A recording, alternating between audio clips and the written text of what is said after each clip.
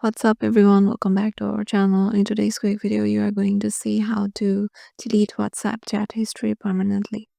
So to do that, you have to enter your WhatsApp application, and once you're there, make sure you have logged in into your desired account and then tap on the three dots icon on the top right. Here in this layout, go to settings, and in here you will find the option of chats just under the option of lists.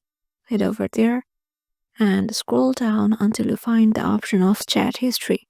It will be directly in the bottom, and once you are there, you will find that there are options of export chat, archive all chats, and clear all chats, and lastly, delete all chats.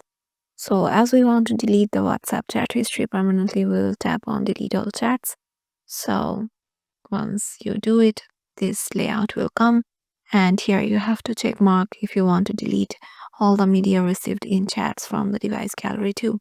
So once you tap on delete chats, all your WhatsApp chat history will be deleted permanently. As I don't want to delete my one right now, so I'm not tapping on delete chats.